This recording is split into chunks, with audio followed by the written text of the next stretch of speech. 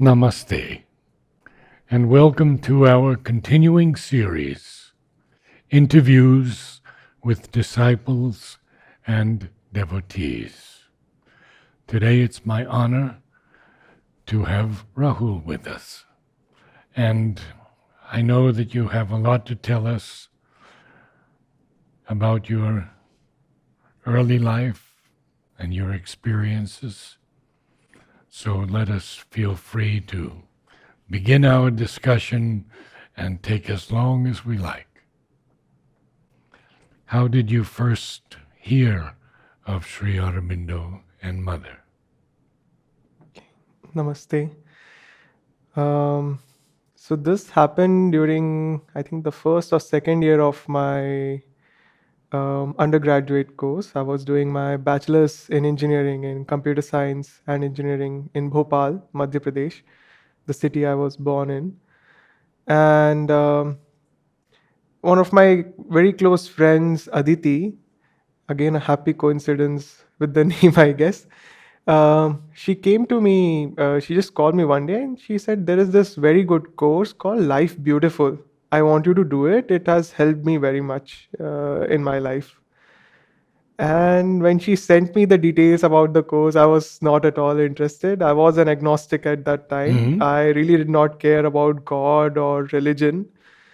Um, so, and another reason was there was a fee of 2000 rupees that one had to pay. And I just gave her an excuse that I don't have the money to pay the fee. And an interesting thing about this course was that if one followed certain rules, the fee would be completely refunded. Simple rules like coming on time, remaining silent, paying attention, and giving your phones to the instructor. But even then, I was very much reluctant to go to this course. So my friend just said, I'm paying the fees for you. You just go, attend it. So she kind of pushed me into this. And it was a 7-day course by someone named Ravindra Agrawal. He moved to Pondicherry later. I think he's here. So during that course, I don't remember very well the content of the course now because this is back in 2011. But we did some meditations on gratitude. We spoke about different aspects of life. Throughout the course, he did not mention or speak anything about Sri Aurobindo and the mother. It's only towards the end of the course, he said, if you are interested, there is a relic center in Bhopal and you can come there. So I was curious and I was very much moved by the course. There were some meditation techniques which made me feel something which was not material, there was something beyond. And that made me curious and open towards this whole aspect of something which is not material, which is something not tangible. So, out of curiosity, I went to the relic center and I saw the photographs of Sri Aurobindo and the mother there in the ground floor. And when I went closer, I what I noticed was there were tears in their eyes. Um, I think Sri Aurobindo's left eye and mother's right eye. And what I sensed was it came from the pain of the whole world and humanity that they sensed. Um, and something within me felt or said or expressed that I cannot see them like this. And that was a very, um, I don't know how to express it, but that's what I felt. And then I asked Ravindra sir more about them, and I read more about them on the internet, and I started reading books. And I later also came to know that my birthday, I was born on the day that the mother left her body on 17th November. So all this was, it felt like I had some connection, especially with the mother. And I started reading more and more about their works. And two books that I really used to read a lot were The Sunlit Path by the mother, and there was this compilation called Light for Students. And that's how my journey began. And another thing Ravindra sir initiated me into was to write letters to the mother as a practice. And I started doing that.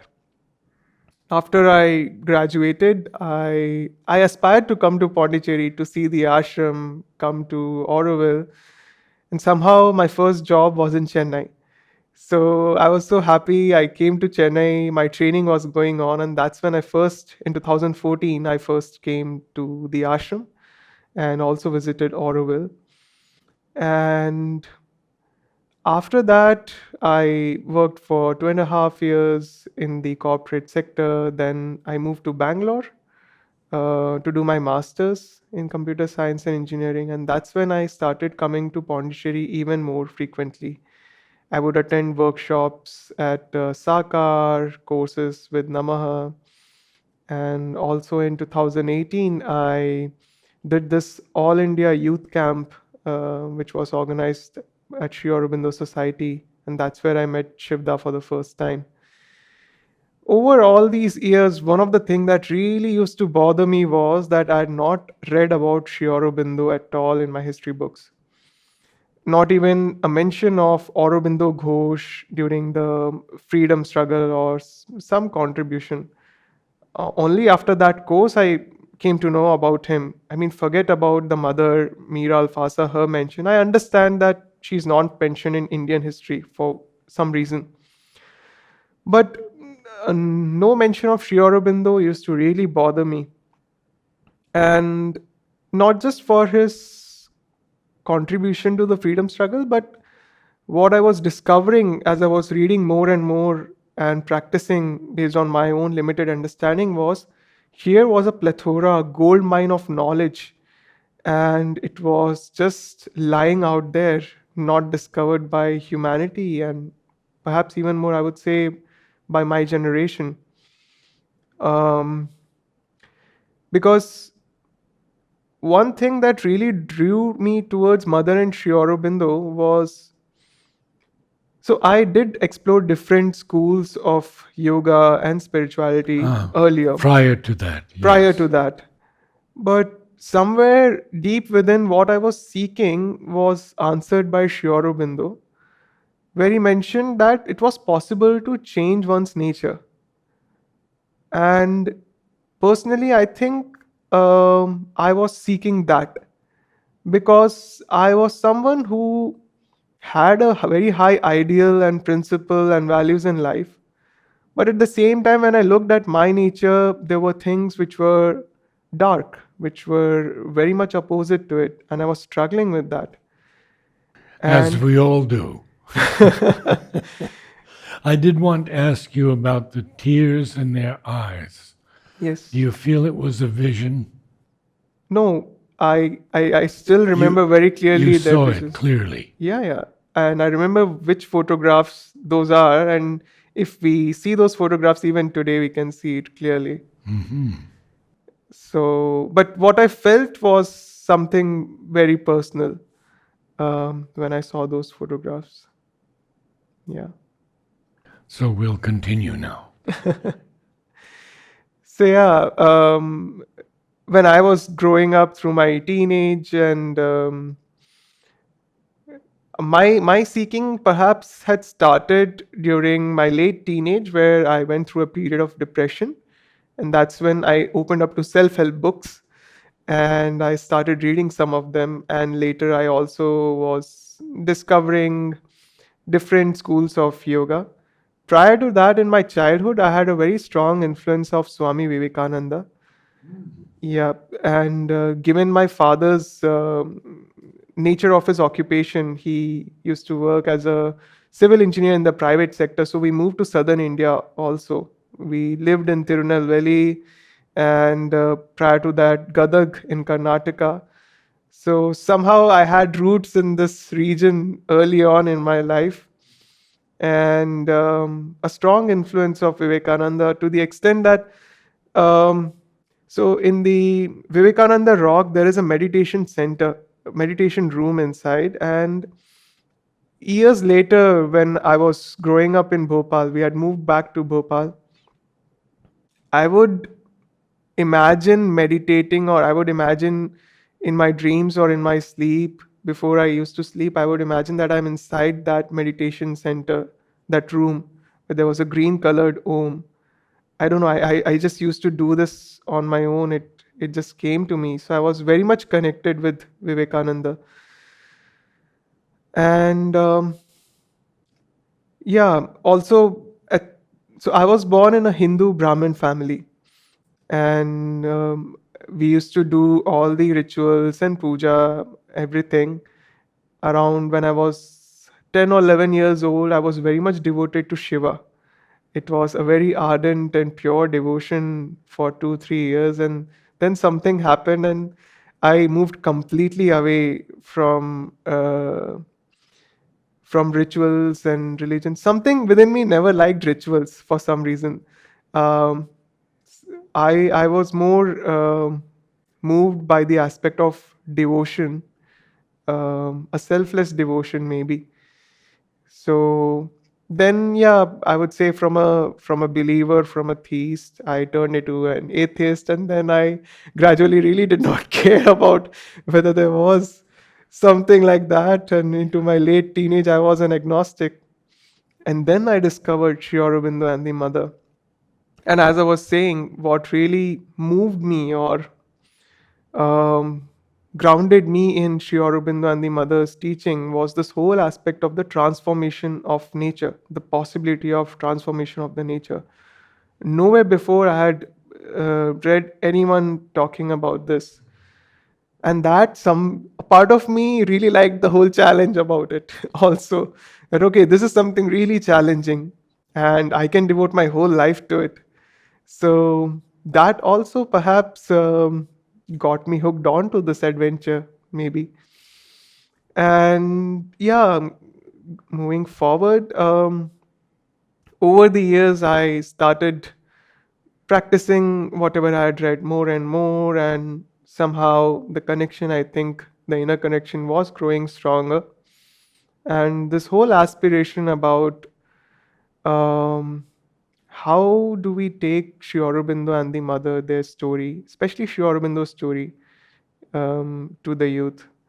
And as a youngster, I was really moved by animation films. So in my late teenage, something that really inspired me in my life were certain animated films, not just by Disney and studios in the US, but also um, something from Japan, for example. One of the um, stories I would mention, it's called Dragon Ball Z, and the central character is someone who, during my agnostic atheist years, was someone who was really inspiring me to lead a higher life. Maybe I would put it in those words.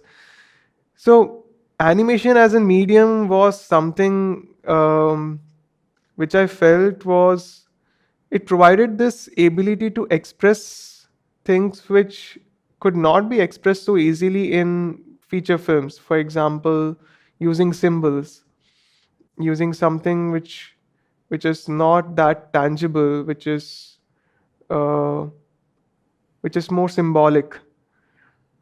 So So living beings couldn't cut that.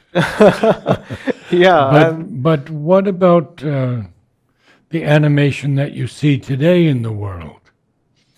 It's not very good, is it? well, some stories I think are still inspiring. I think it comes at the end of the day, it is the story that they are telling. I still find some very beautiful animation films coming out, and there are others that are maybe not so inspiring. For me, it's the story that really matters. What story are they telling? That is more important for me rather than the medium of animation. Okay. From what I understand, the medium of animation provides certain flexibility of expressing forms, but the most important aspect is, for me, is the story. What story are we telling? And I when I was growing up, one of the things I realized is we are all products of our influences. And cinema, media, these I found were very strong influences especially when I was growing up. We were surrounded by all of these things, and I think it's going to be more and more in the coming years. So when I discovered Mother and Sri Aurobindo, I used to wonder more and more, what if we are exposed, or what if children grow up with influences that are more beautiful and inspiring? So I always had this dream or wish that I wanted to have a studio or a space where beautiful and inspiring movies could be created. Um, yeah, so this dream was there somewhere, and yeah, as I was saying that in 2018 I did the All India Youth Camp, which is organized by Sri Aurobindo Society, and that's when I met Shivda. And in one of the informal conversations during the evening, I found that he also was very much open to animated films. We both were talking about our favorite animated films. We were Ah, discussing all that.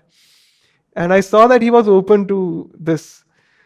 And later in 2020, as we know, that the pandemic happened. But something that year, from the beginning of that year, something within me very clearly said, you have to be at Pondicherry on your birthday.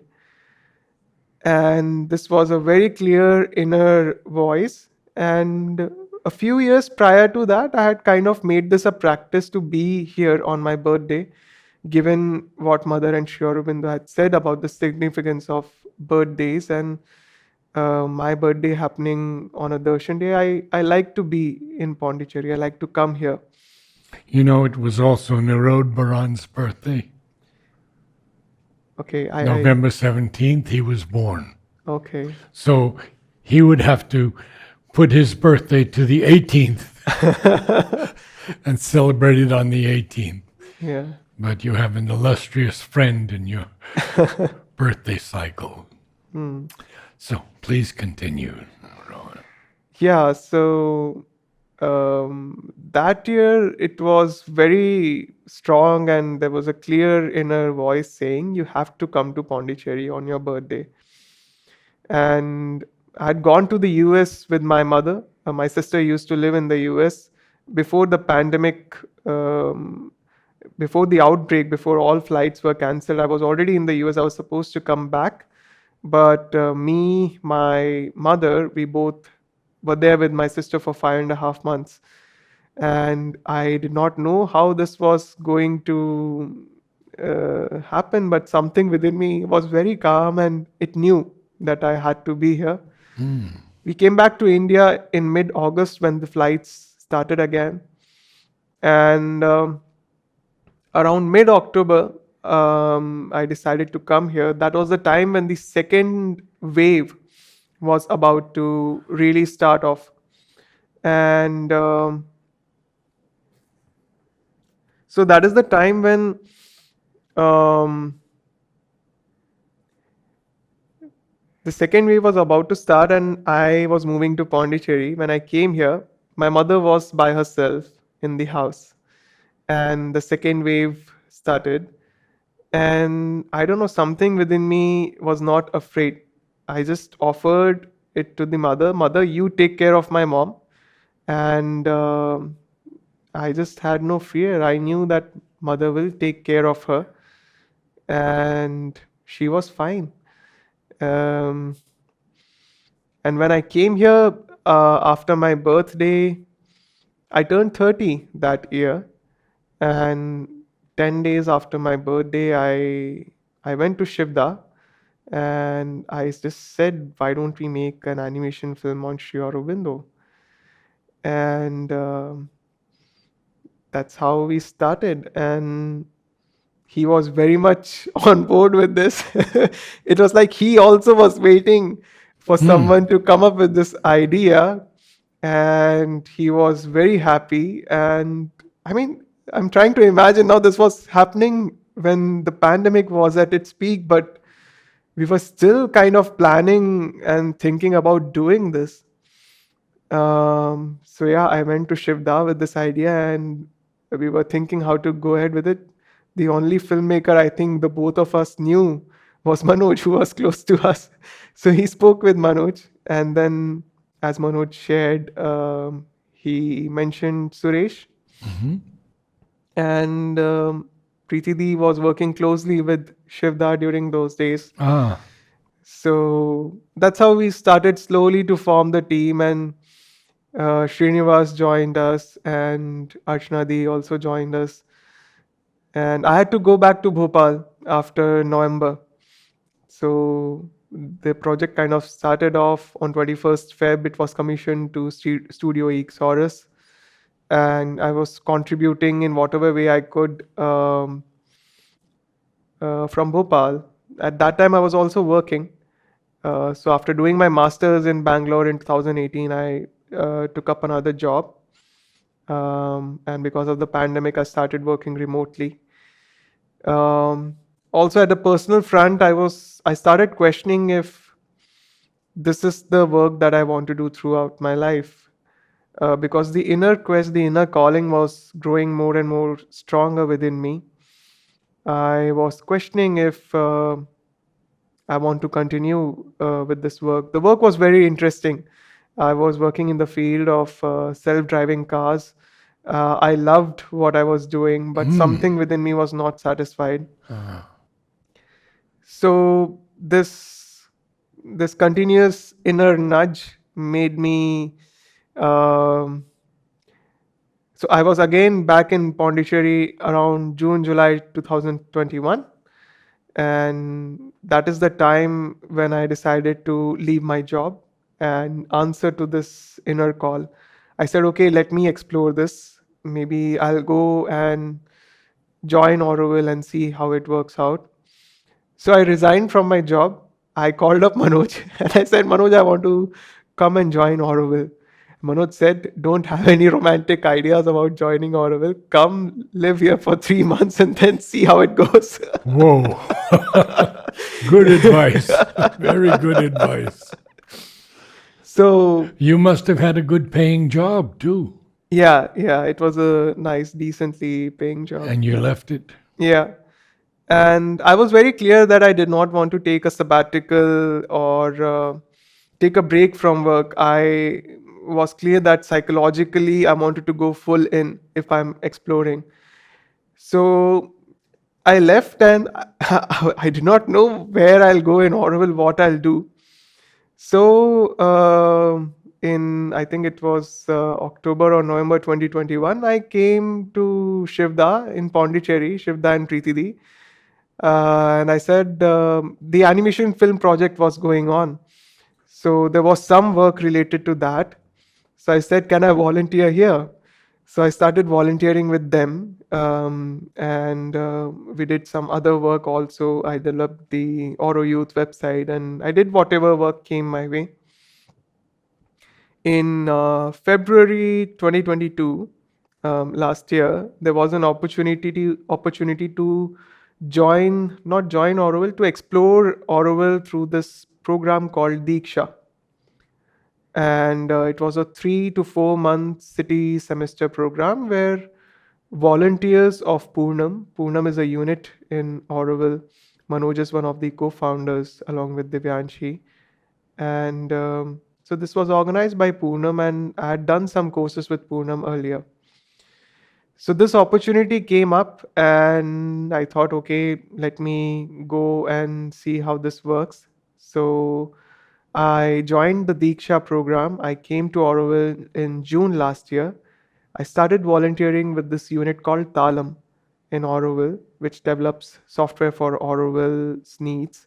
And it also runs an education program for the youth of Oroville and the bioregion, through which they teach um technology to the youth. So I started volunteering with Talam from June last year, and in August I decided I want to join Oroville. Applied for the newcomer process, and I'm a newcomer now. Hmm. So it's been more than 6 months in my newcomer process. Manoj also happens to be my mentor during the Mentor, yoga. yes. Yeah, You Manoj have and two mentors? yeah, my second mentor is Anandi from PTDC. Anandi, Chinese Anandi? No, another The Anandi. Spanish, the Spanish. one who, Yes, I know her very well. yeah. So they are both my mentors, and yeah, this whole journey in Auroville, becoming a part of Auroville, has been really fulfilling and rewarding in its own way. I could see that through my skills, through whatever I knew, I could contribute something which is of use of for the community, for Auroville, and that gave me a sense of belonging. And after I became a newcomer, I could go to Matri Mander. I could go inside the chamber. And that space I always found was transformational. And that has been helping me in my inner journey. So, How did you feel about it versus the Samadhi? Samadhi, when I touch the Samadhi, when I touch my head there, there is a very subtle feeling, subtle concrete feeling. Um, Whereas at Matri Mandir, it's more for me the silence in the inner chamber. And what I've observed is there's something in that space which has the ability to shift the psychological state. For example, one of the days I observed that I was having uh, a very disturbed mental state, thoughts, etc., were going on, and I just went in the gardens. I did not even go into the chamber, and I could observe when I came out that I was in a different mental state. So what I've observed is that whole space has this energy or this presence. Although I'm not someone who's very sensitive, I keep hearing from people when they say that, we felt this presence there, or I always keep questioning whether what presence are they talking about. I'm not really open to feel concretely that presence, but I can observe my mental state, a change in that. And based on that, I can say that yes, in Matri Mandir, in the garden, in that space, there is something which has the power, the influence of changing one's inner state. Mother told me the gardens of the Matrimandir are as important as the Matrimandir. Yeah. I always keep wondering what a challenge it is to build those gardens that, from what I understand, when one goes into the garden of, let's say, wealth or progress, one's inner state should kind of commune and one should feel that. Mother expressed all of this to me. Mm, She said, when men enter, they will say, ah, this is it. And they will feel physically and concretely the significance of each garden. And she says to me, in the garden of youth, they will know youth. In the garden of bliss, they will know bliss. And that's what you're feeling. It's not there yet. It'll go through many evolutions, right. but it will be exactly what she said. What a beautiful vision. Imagine just going to a garden and feeling bliss, a possibility like that Knowing existing. bliss, not feeling bliss, knowing bliss. Knowing. Mm. You will experience, you will know bliss. It's an intuitive knowledge. So let's go on about the film now. So, yeah, the film, we started back in November 2020. Um, but since then, since the beginning itself, it was very clear to me that this was just part one. Uh, Ah, this is the story of Sri Aurobindo. Um, I was very clear that there had to be a part two. And when this film was getting, when we progressed with the film, when it evolved over time, and how We saw the story evolving. It became more and more clear to me that there has to be the second part has to be about mother's journey from Mira Alfasa to the mother, her own Yes. childhood and youth and her experiences, and that has to connect where this film has introduced the mother. And then the third part has to be about the work that they both did together, the integral yoga.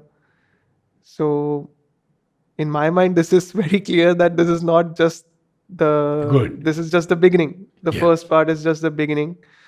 There has to be at least two more films, one on the mother and one on the work that they both did together. And I don't know, maybe a fourth and fifth part. Let's see.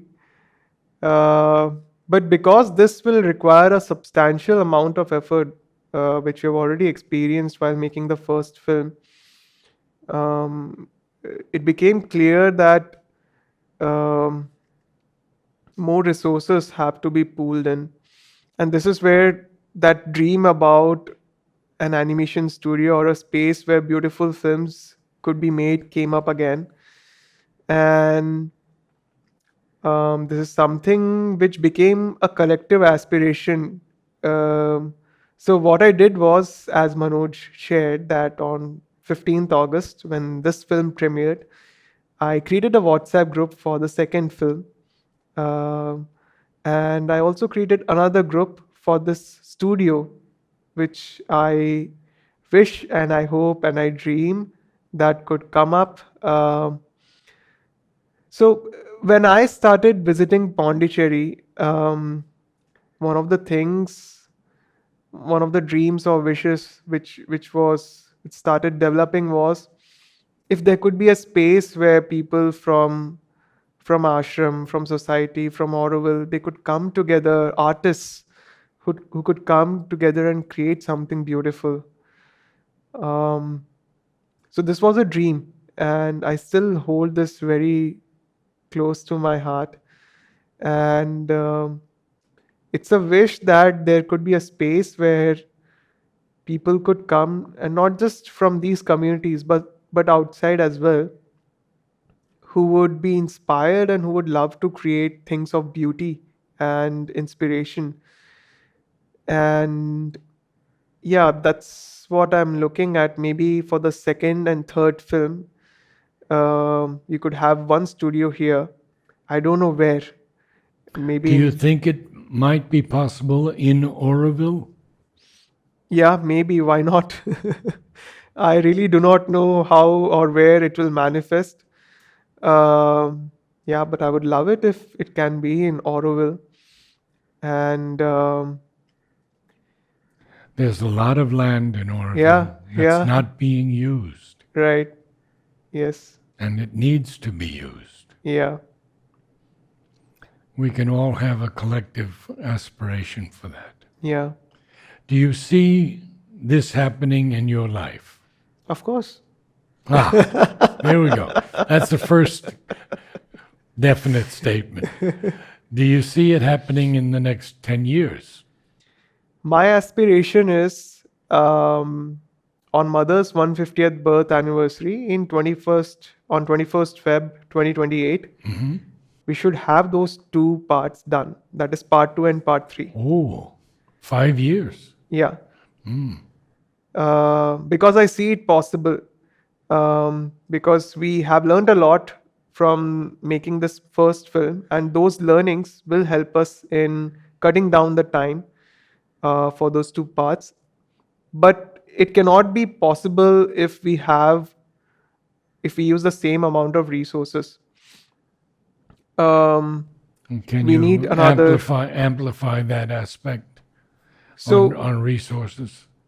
if we work with the same number of animators, the same team size, then it will be difficult. Then this will take longer. But if we have a bigger team size, more number of artists working on this, then we can reduce the time. And yeah, I really am looking at mother's 150th birth anniversary as the date where we could have all these three films together. Um, and I have more dreams. If the studio is ready, then another thing I have in mind is Savitri. There could be a complete web series or a series of episodes on Savitri itself. Because Mother, in her own way, had started it. There were drawings, paintings on Savitri, and there's music and her voiceover also. How can we take Savitri through the medium of animation?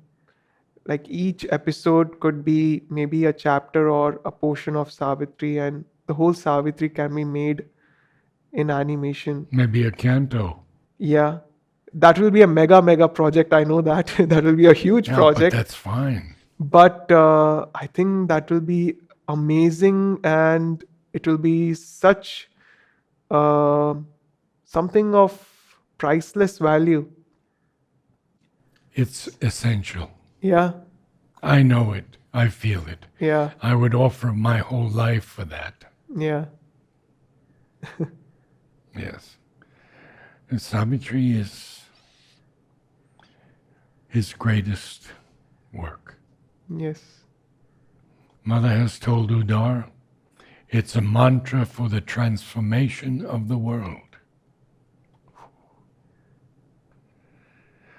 So let's continue on with a question.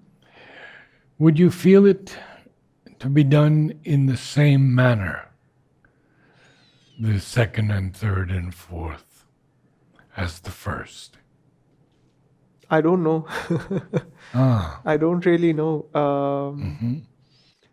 When we started this film, I'm not someone who's from art background or who is into animation. I mean, I did very basic animation as part of my exploration into it. But I'm not someone who's very much artistic, let me put it that way. I just knew this has to be done. And I was part of the team. And I just saw. in what way did you contribute to the team? We haven't talked about that. Yeah, so I assisted Shivda, Preeti Didi, when the emails had to be sent to all donors with the receipts, gratitude emails, we sent gifts to the donors, and we used to receive the script from the studio. So the whole team used to review it. Some material had to be studied for research purposes, things had to be organized. So there was no fixed rule. I did whatever work came my way. The website was created by Ananda initially, and it had to be maintained because he left Pondicherry. He went to the US. So any changes to the website that had to Ananda be done. Namaste. Yes. Okay, Yeah. I know him well. Yeah. He's in Lodi now. Yeah. Yeah. So he created the website initially Ah, when we were launching the trailer back on 15th August 2021.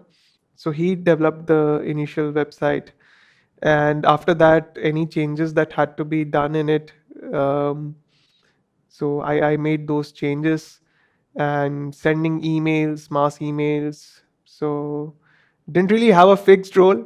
I just assisted the whole team in whatever way I could. Yeah, that has been my work, my contribution. wonderful. I'd like to ask you a little bit more about your inner journey because you've talked a little bit about it, Yeah. and now we've gone into the film itself. But can you share some more of your experience, your learnings with Sri Aurobindo and Mother, and their works? Okay. So as I mentioned, for me, this whole aspect of seeking started in my late teenage years when I went through a period of depression and I opened up to self help books. Um, Did they actually help? they, I think, gave me a direction. Um, I learned whatever I could from them, but they moved me forward, I would say, in their own Okay. way. Um, my exploration of the teachings of Sri Aurobindo and the mother, the main aspect of, I would say, over the years, my connection with the mother, relying on her, that was really something. It was like the foundation for me, because I went through a very difficult period of depression later on, also from 2018 onwards. Oh, So, in my late teenage years, I was introduced to sexuality through pornography, like I guess many other men of my of age course. and generation. And later on in my life, this perhaps because I was practicing yoga, I was doing sadhana, this came up as a challenge, more and more challenge, because I was becoming more and more aware of what was going within myself, all the thoughts, memories, and movements. So this became a challenge, and I also went through a difficult period. And in that period, um, this reliance on the mother, those writing those letters to the mother, um, that was something which I would say kept me alive. Because I came across some very interesting messages. One of them was that you would be given difficulties and challenges which are only proportionate to what your soul can withstand. And throughout my journey, it was like from time to time, I would get these messages from somewhere which were really needed for me on that day. And those two books that I mentioned, Sunlit Path and Light for Students, those were kind of the foundation for my practice. And yeah, that's how I started. Have you read many of their other works? Not the major works like Synthesis of Yoga and Life Divine. I've not gone deep into it. Although there was a time when I went ahead and bought all these books with the intent of reading them. I have all of them, but I'm not yet gone into the depth and read them thoroughly. Um, but the one book that now I constantly or more regularly read is this the small book called The Mother, which Sri Aurobindo wrote. Yes. So yeah, for some time I have been reading this almost on a daily basis. And Savitri? Savitri also, I have not read completely. I read some portions of it here and there. But whatever I read, it felt like it felt otherworldly to me completely. And what amazed me was how Sri Aurobindo wrote all this. He must have experienced all this to be able to write this, and I find that completely amazing. It's something which is completely otherworldly for me. Yeah. Thank you so much, Rahul. Thank you. You have anything more to share? We do have time.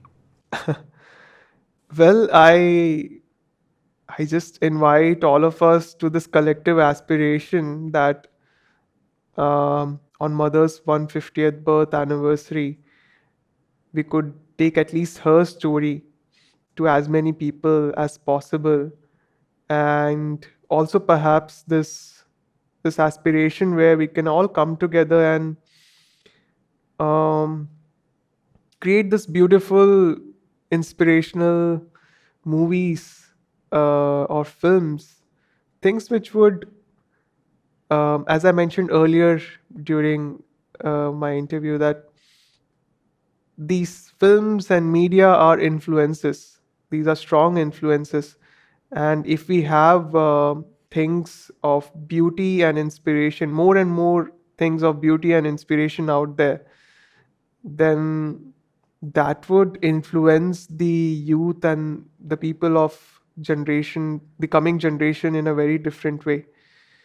So maybe not just films related to Sri Aurobindo and the mother, but maybe things, stories which are inspirational and beautiful in their nature. So I dream of a space like that, maybe in Auroville, that could come up in in the near future and birth this possibility.